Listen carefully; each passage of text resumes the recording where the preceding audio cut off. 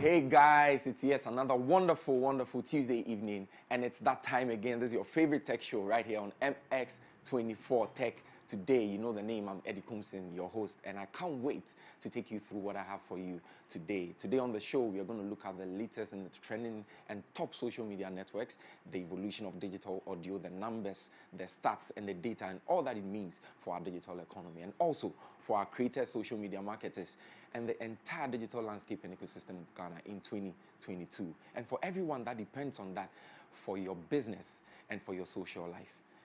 Before we go into all that, let's go for this quick commercial break and we'll be right back.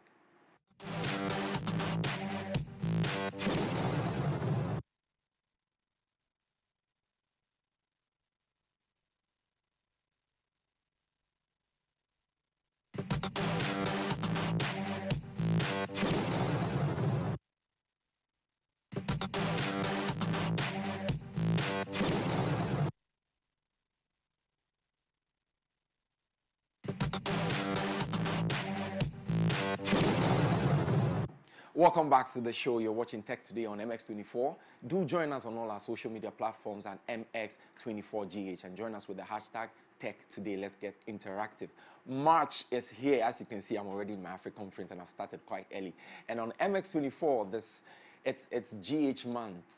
As part of the month-long activities to celebrate exceptional Ghanaian products and services, we are organizing a 2-day pop-up shop and sales exhibition, the Ghana Independence Fair, yes, only on MX24, happening on the 26th and the 27th of March at MX24 Silicon Square, Boundary Road right here in East Legon. It will be 2 days of sales exhibitions, workshops, pitch sessions, a food fair, and open-air concert. You don't want to miss it. Get your stand now, exhibit, and benefit from a month-long exclusive promotional package for Ghanaian-owned businesses. Visit our website, mx24online.com, to register your business now. Or you can also call 055 0500 555 or 0242 355 956. The Ghana Independence Fair on the 26th and the 27th of March. Buy Ghana to grow Ghana. So let's just get straight into our conversation for today. I have two big men with me today. One of them I've been looking for a long time, and today my big boss has brought him to me. So let's just do a quick intro for those who are new to the show. Let me start with you, Stephen. Yeah. Hi, Eddie. Yeah. Good to be here. Yeah. Familiar faces. Yeah. So just tell us a little bit about yourself. My name is Nasser Bwedi, okay, and I'm a digital marketing consultant. I lead a group called Enable Good Consult. Yeah. And this is my boss. Yeah. So who's boss? Who is whose boss? Because, okay, now I have two big men, two bosses with me. Okay, so let's just do a quick intro for So I'm Maximus Ametogo, digital lead for Pop Out, okay, and then the founder of Esports Academy too as well. Okay, that's a big man. So just tell us a little bit about Pop Out, what you do. Yeah, so we're into digital marketing and then events. Most of the events are all technology biased events, of course. Yeah. So that's what we do at Pop Out. I have a lot to learn from him. I'm really glad. I've been listening. Come back to talk about esports. Okay. Yeah. That's bringing my back new baby. Is that my new baby? Yeah. So today I'm just gonna have the data right here on the screen, so we start going into it. But let me just ask this question about our digital marketing landscape in Ghana. Let me start with you, Maximus. When it comes to our adaptation and how fast we are going and how fast we are picking up with small businesses, big enterprises, how have you seen it like over the past 5 years? How has it been? I think it's been exponential, yeah. So we all understand the need for technology, either as a way of connecting your business to customers or also pushing your content on the various channels that you have, where you have your consumers, where they can engage and interact with you. So the small businesses, because of budget constraints and all that, they have been able to accept the whole idea of digitalization because it's more cost effective. They don't have the huge budget to run ads on radio or print or billboards and TV. So it's easier for them to adapt to the digital space. So I think that's one of the reasons why we've been able to grow exponentially in that digital space. And of course, the consumers wanting access or convenience to connect with businesses. So they're using their mobile phones. So access various content and connect with various businesses. Yeah. So Steve, from the consumer's point of view, you just made an interesting point with the consumers. Do you think the consumers are also driving the businesses to be more digital savvy, like to be there for them to be seen? Because it's like, people are looking for you, but then some people also don't even know people are looking for them because they are not listening to what's going on out there. So do you think the consumers are actually driving this trend of businesses, because now there are a lot of startups that no matter what you sell, everybody wants to be online too? Yeah. Do you think the consumers are the ones driving this conversation? Indeed, the consumers are the ones driving it, and even more so. And you see that if you look at the numbers, the big jump was between 2020 and 2021. Yeah. And it's kind of like flattened again. Not really, but I mean, before it wasn't that bad because we went on lockdown, for example, and there was so much, need. Yeah. Now it's the convenience we need, the fact that, people want to pay with, cashless, all those things are driving it. Plus, people want to have options. Yeah. So we're doing a lot of research about brands and products online, spend a lot more time online. And if you can get that, why not? You expect whoever wants to sell to you to bring it to you where you are looking for them. So currently, if we just get into numbers, currently I want us to just focus on the active social media users that we have now, and that's 8.8 million, and versus the population, that's like 27.4%. What does this mean for a lay person? I'm just assuming someone doesn't know what this means for a social media marketer. What does this mean for you to be able to take advantage of like this particular number versus the population?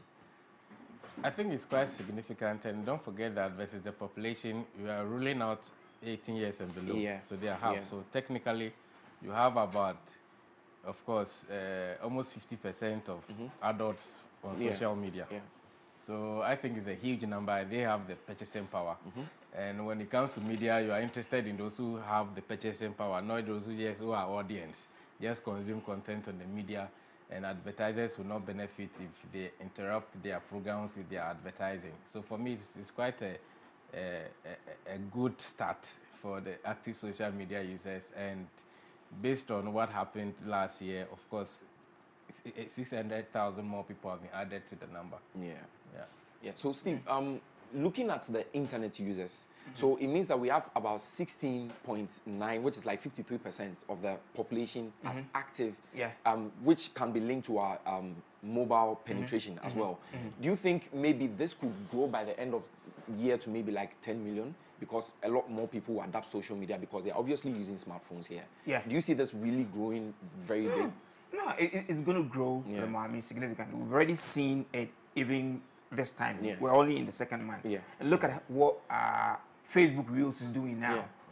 I was going to come to that. A lot of people were thinking Facebook was crowded, it's too business. I personally began, it felt like a big marketplace, like, just an urban marketplace sort of. But now all you see on your timeline are Reels because you're giving people it's bringing the joy back. It's bringing the joy back. It's a lot more people are jumping onto it. And that's where a lot of conversation is happening. That's where a lot of people, like, we sit in trust and we're watching them like we're watching a series. So that's going to grow. The internet penetration will peak at some point because, there are no new internet platforms being introduced, just websites and things. But almost every day, there are new platforms, new social media platforms being thrown out there, and people are jumping onto them. Yeah, so he said something about Facebook Reels. And let me come to content marketing now.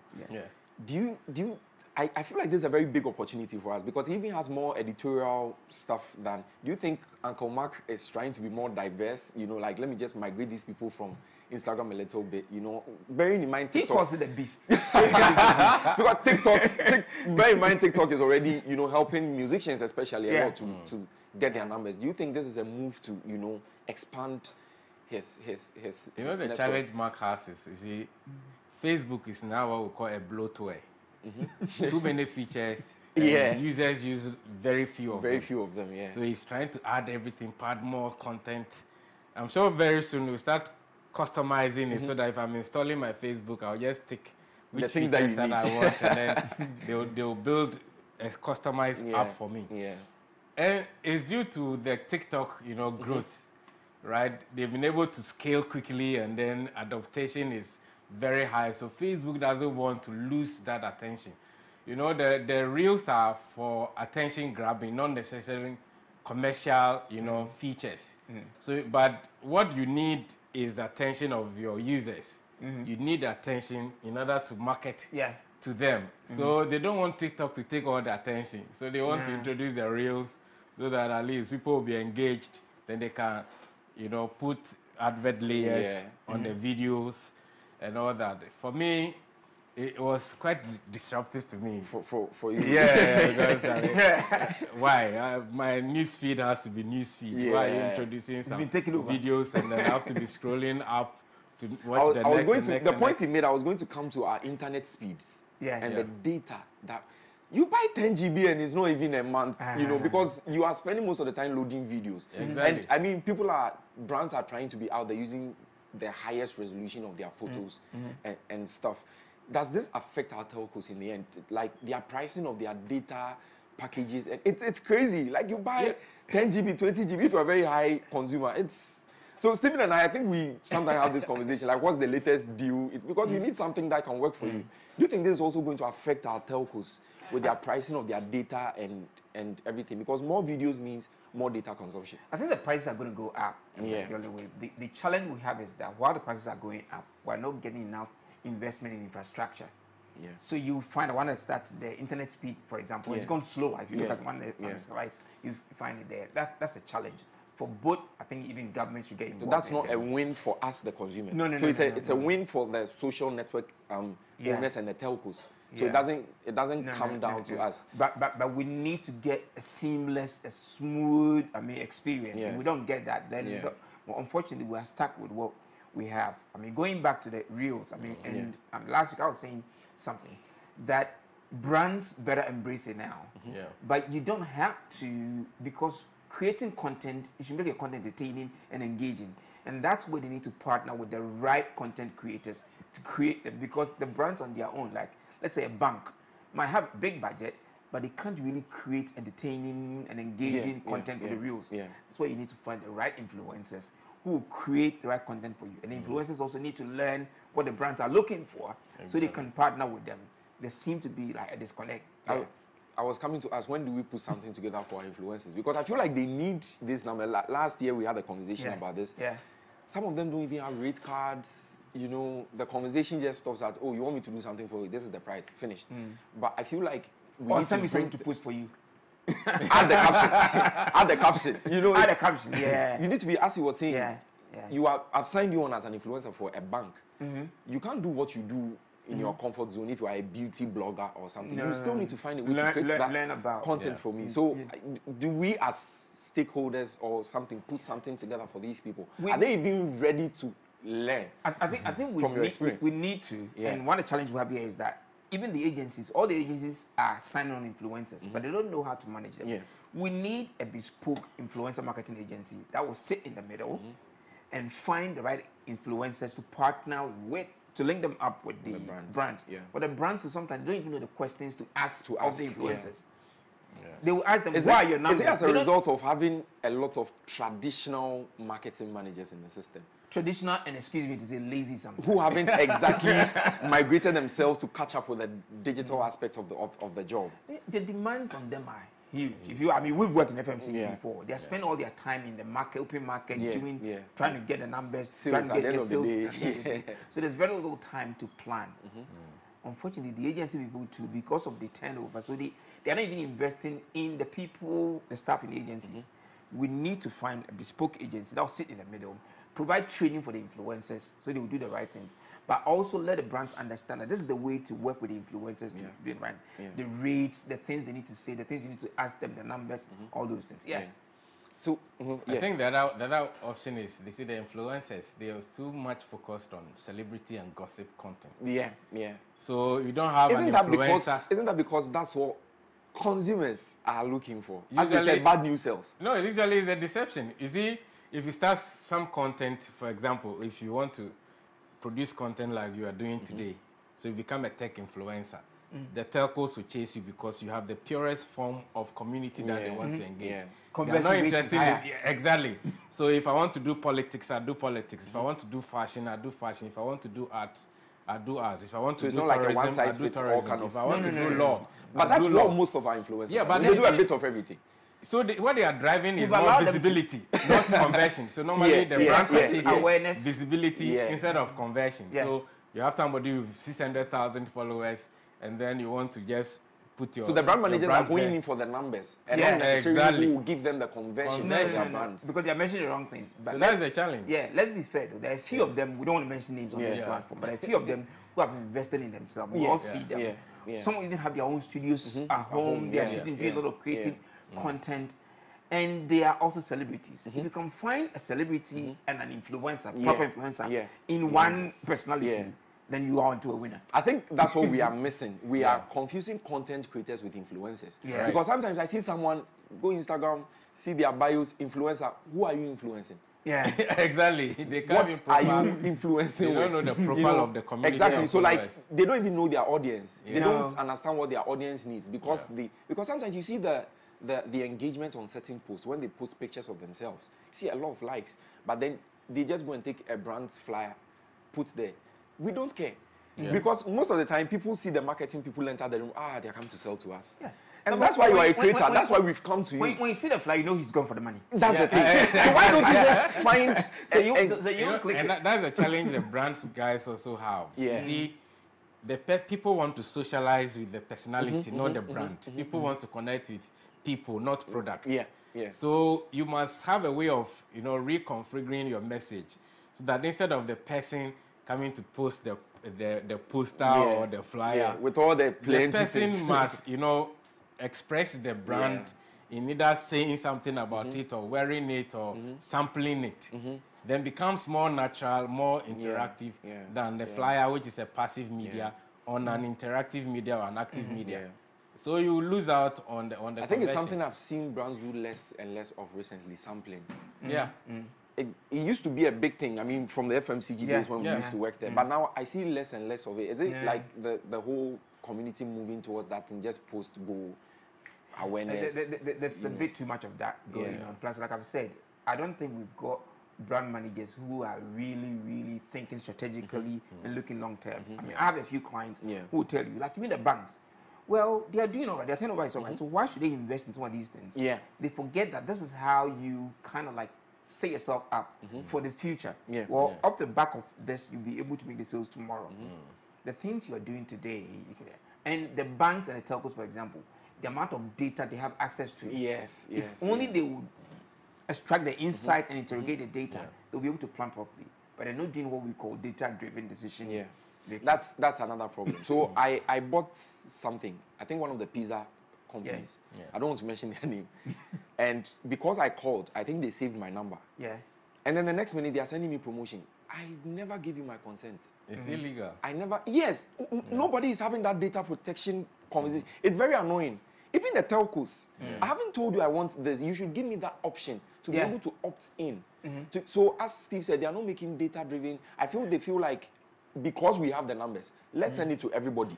Let me tell you something. When I leave here, I'm jumping on a call with a prospect. And there's a company in this town that's told this prospect that they've got 8 million numbers that they can blast to SMS. And when you look at the kind of product, so what's the conversion out of the 8 million? They're looking for headmasters. So why would I be interested in 8 million people? It's not targeted. They're not segmenting the data. So is it that our data scientists are not doing their work properly? No, you see, when you pick your phone and you get unsolicited message, which is a spam, which is illegal, and you take the people on with the NCA or go to court, you win. That one is a done deal.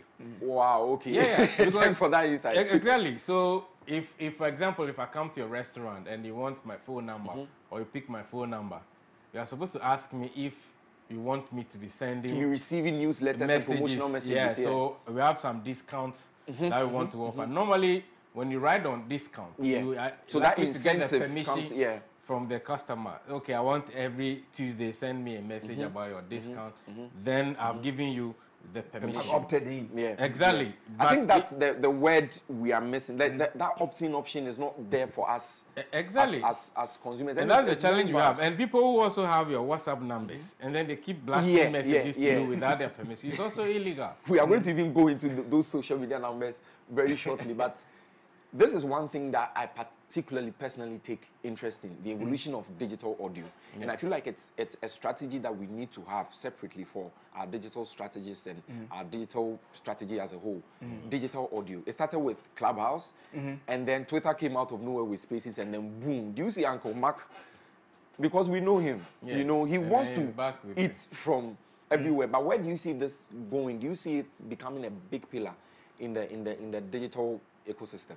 Yeah, I think audio content is one of the decluttered, content format that you want to consume, because I can just click it and then I'll be listening. Yeah. I don't need to look at how I'm a big fan of podcasts. The profile looks like, or how. Yeah, you don't need to. If it's a video, I want to watch everything, and the video is within a design concept, so you see the profile of the person and the rest. But the audio, I just click, put it in my car, and I can listen on the go.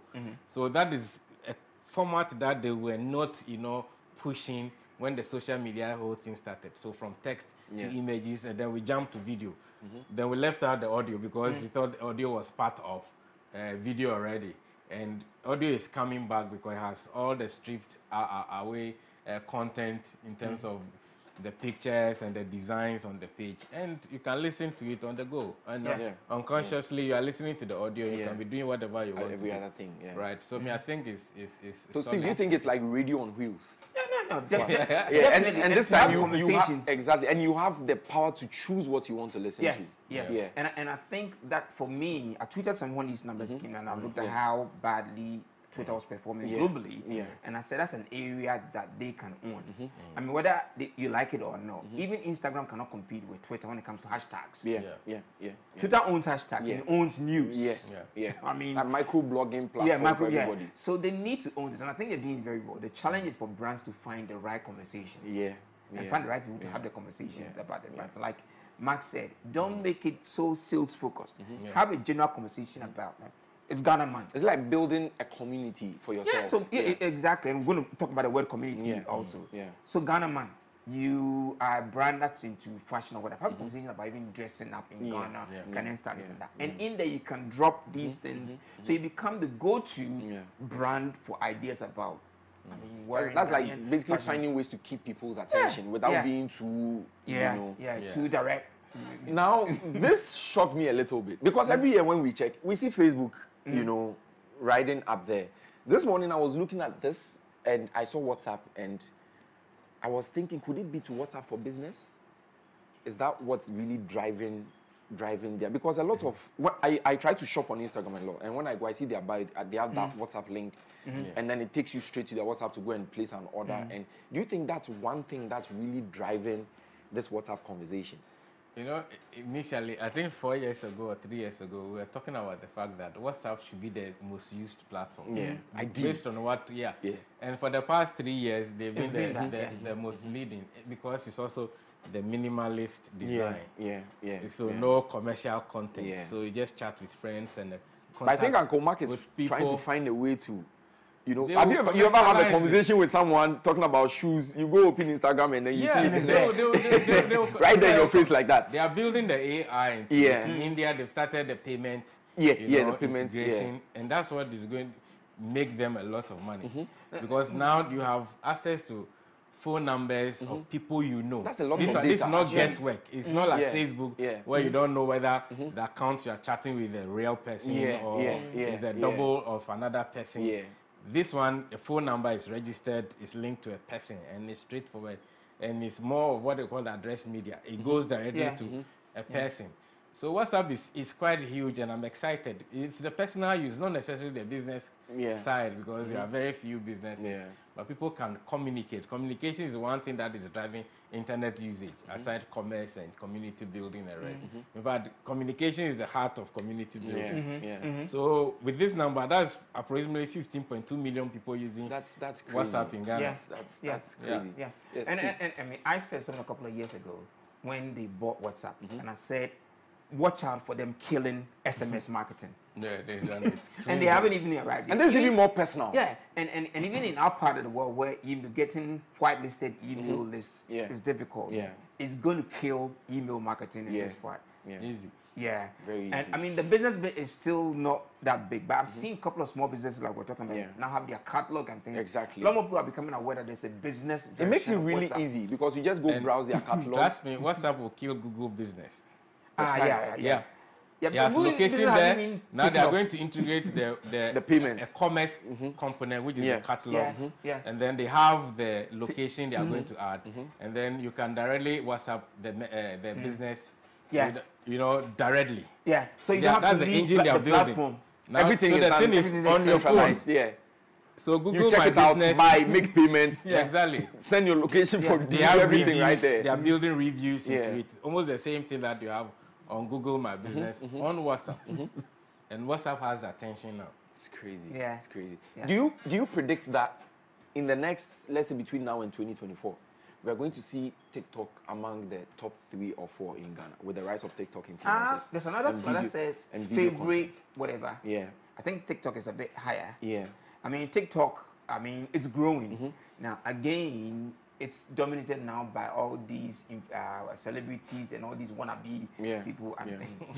Once, I like the use of wannabe. Once the brands come down to learn about how to use it actively, because the brands can put money behind it. And if that's where, like we use Instagram now, I go to Instagram to research and get ideas about gifts. Whether it's Valentine or Christmas or whatever, it will become very significant. Because in the States and elsewhere, TikTok is big for that. You don't want to worry about it, but just getting the awareness, the eyeballs and things. Yeah. Do you think we are not the marketers are not taking advantage of this platform so much? Because some people have very good numbers in Ghana. People are hitting 1 million followers and stuff that you can actually. They are very creative with their videos as well because it's mainly a video-dominated platform. Normally, the challenge with the new platforms is that they open their bandwidth up because they want to grow. Facebook now, if you have less than 100,000, only 0.5% of your default audience will see your content by default. TikTok, they've opened it because they want to grow and it's big. Getting more people on. And most of the content, the twerking and the dancing will not sell everything. And that's a challenge that they will have. When they start putting commercial layers on the app, they are going to drop. Well, just on that, one of the things you see on Instagram Reels now, people are doing on TikTok, is where you see somebody dancing. There's a lady called Miss Excel, for example, she's in the States. And I read her story on CNBC, how within 1 week she was making even like $100,000. So she just teaches people Excel, idea and budget. Teach people Excel. So she's dancing, singing, and there are tips. I saw a meme, someone said, no matter the headache you've had before, Excel can give you twice as much. No matter how learned you are, there's a formula in Excel that you don't. Exactly. But the way that, Excel, boring stuff like that, she's using, Instagram Reels to do it. So that's what both marketers and content creators need to start learning about. How can we find a way to do this? Okay, so Max, just for us to wrap up, what would be your ultimate advice for, first of all, the marketing managers and then the content creators or the influencers, as we like to call them here? We need to find that middle ground where we can, bring them together to be able to take advantage of these things. So what would be your word for them? So they should profile their customers very well. Know what they are doing online, the various social media platforms that they are spending most of their time, the kind of content they are consuming. And then the format of the content. So how the content are treated, whether in video, pictures, and even the context, how people are treating the same video, whether it's a talking head, a testimonial, it's a storytelling, or just products that people are displaying. Always understand that because they will guide you as to what to do as a brand. Then look at how you can also format your content to suit the various platforms. Very important. If you have the same message and you want to just deposit them on the various channels the way you want it, it's not going to work. Because the style of the content, the format of the content also affects engagement and comprehension. And the last one is conversion. How will the content you are pushing online and the engagement you're having with your customers, results in the bottom line or achieve the objectives that you want to achieve for your business? I think we need to find time and talk about acquisition. as a topic on this. So Stephen, let me just take your last words. The same question, actually. Max has said, I mean, almost everything. What I would say is that they also need to understand that people go to the various platforms for different things, for various reasons. Okay, so the user habit is a little different. Then finally, monitor, measure, and optimize. That's why it's digital. Measure. You can measure almost everything in real time. Basically. Look at it and keep tweaking it. Basically. So you can optimize performance. And I'm getting so many conversation ideas because now I even want to talk about that versus TV when it comes to measuring things. So he said measure, monitor, and optimize. Monitor, measure, and optimize. That's my takeaway for today. I hope you also picked something. You've been watching Tech Today with me, Eddie Kumse. I had a very, very interesting conversation with my big man. I'm sure we are going to take it up backstage because we are not done. And we are going to definitely go more into this. You've been watching MX24, and I'll catch you same time next week. Good night.